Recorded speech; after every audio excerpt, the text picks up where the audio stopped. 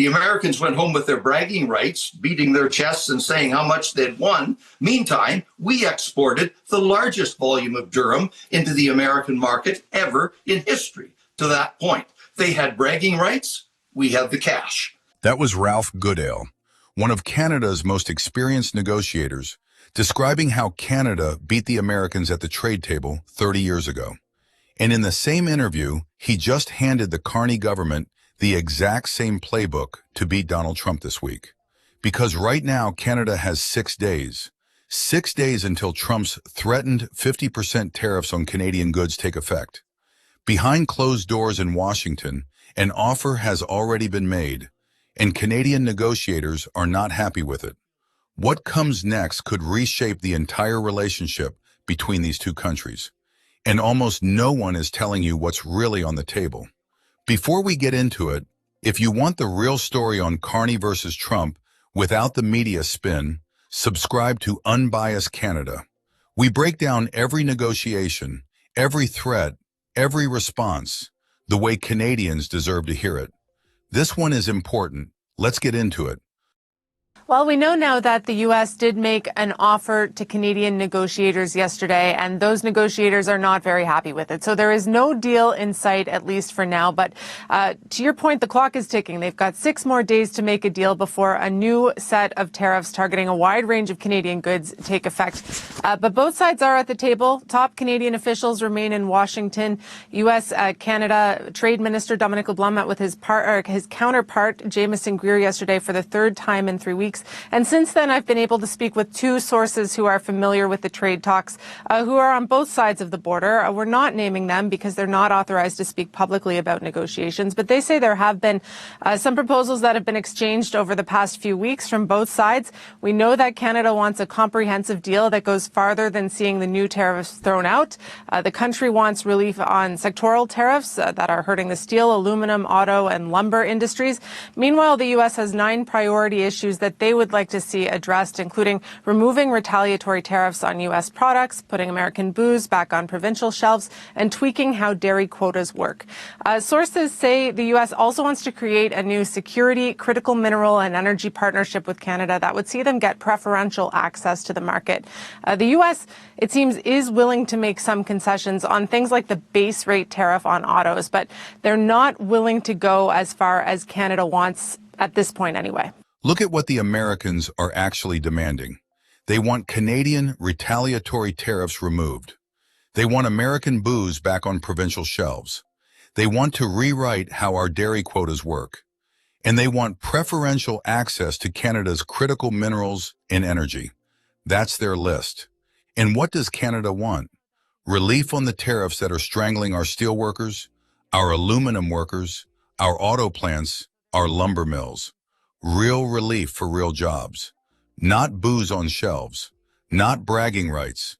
Real economic protection for Canadian families.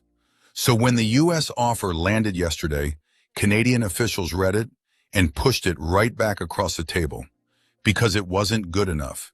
And here's why Ralph Goodale says that was the right move. Well, they're obviously in the stage of exchanging proposals and considering whether or not on each side those proposals are good enough. From the Canadian perspective, I think it's good news to hear our officials saying that they're striving for the best possible deal, and that they're not going to accept something that's mediocre or inferior. Having that backbone, having that courage of our convictions, I think is extremely important. This is the nitty gritty of negotiation. We want the largest and freest possible market access to the United States with as much certainty as we can get for the long term. Those threatened tariffs on August the 19th would certainly be counterproductive and make it very difficult to continue. So that threat needs to go away. The existing sectoral tariffs in a number of areas like steel and aluminum and so forth, those need to be substantially reduced. And we need a way forward for discussions, a path forward to continue the discussions about the CUSMA arrangement, how to extend it, how to improve it, how to preserve the benefits of CUSMA for the long term on both sides of the border. And whether or not we make any offers on our side to the United States will depend on the quality and the reliability of their offers to us on those areas about market access. In that answer there, you talk about some of the things that the Canadian team is seeking, and our reporting has been that Canada is looking to get some relief from tariffs on the sectors like aluminum, steel, forestry, the auto sector. But when Mark Carney was elected Prime Minister, he took the elbows up approach. How does, him accepting a lower tariff rate rather than no tariff rate, how does that sort of meet the message that he gave to Canadians? Well, I think, among other things, you compare the Canadian situation to the rest of the world. And Canada thus far has maintained for Canadians the very best market access of any country anywhere in the world on the freest of terms and with the protection of the CUSMA umbrella. And the results for Canada will really be in the proof of the pudding is in the eating, Katie. And I think we'll need to compare what the Americans offer, what we offer, and whether or not, on balance, we think that is an improvement over where we are today. The Americans will want a trophy. They will want bragging rights. That seems to be a part of their modus operandi. It's not new. The Americans have always taken that position. I remember when I was negotiating for the grain industry when I was Minister of Agriculture 30 years ago, the Americans wanted a cap on durum wheat sales into the United States. That was pretty unpopular among Canadian grain producers. But we negotiated a cap that was so high we wouldn't possibly reach it in a number of years. The Americans went home with their bragging rights, beating their chests and saying how much they'd won. Meantime, we exported the largest volume of durum into the American market ever in history to that point. They had bragging rights. We had the cash. That's what you have to measure.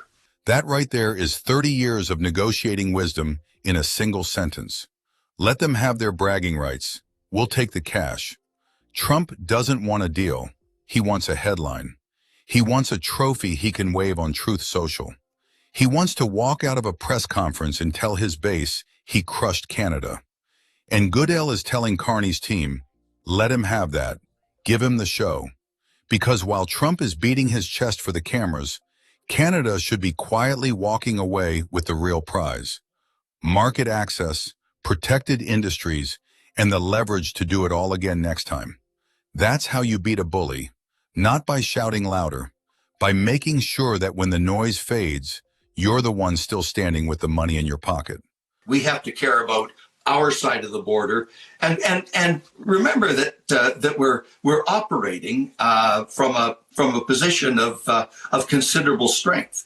You just saw those job growth numbers last week that were pretty impressive. We've got the lowest debt in the G7. We've got a very strong foreign investment pattern that has developed over the last year and a half or 2 years. We've got growing security and economic relationships with a whole variety of countries around the world. And we've got the size and the value and the quality of the Canadian market, which is the single most important market for nearly 40 of the 50 American states. And the Americans sell more to us than they sell to the UK and France and China and Japan, all combined. So we have leverage. We also have assets like critical minerals and potash and others that are pretty important to Americans in terms of supplying their economy with the essentials of what makes them prosperous. So we need to understand our leverage, use it judiciously, but be prepared to use it, if necessary, to make our point. Read that stat back if you missed it. The United States sells more goods to Canada than to the United Kingdom, France, China, and Japan combined. Trump talks like Canada is a small partner he can push around. The numbers say the opposite. We are the single most important market for nearly 40 of the 50 American states. Add to that our critical minerals, our potash, our energy, our low national debt, our record job growth. This is a country negotiating from strength, not weakness. And it's about time Canadians heard that out loud. It's pretty understandable why Canadians are rather aggravated with this individual. But the fact of the matter is, he is the person who has been chosen by the U.S. government to represent the U.S. government in Canada. Sadly, he may be a pretty accurate representation. But the fact of the matter is, let's not get distracted with all of these rabbit holes that present themselves. We have to stay focused on the main event. The main event is getting the very best result for Canadians. Let them have their bragging rights. We'll take the cash. 6 days from now, we'll know if Trump follows through. We'll know if the tariffs kick in. We'll know if Canadian negotiators walk away from the table. But regardless of what happens, the message from one of Canada's most experienced trade veterans is clear. Don't get distracted by the noise. Don't get pulled into every fight the Americans want to start. Don't waste energy chasing rabbit holes. Stay focused on the main event. Get the deal that protects Canadian jobs, Canadian industries, and Canadian families.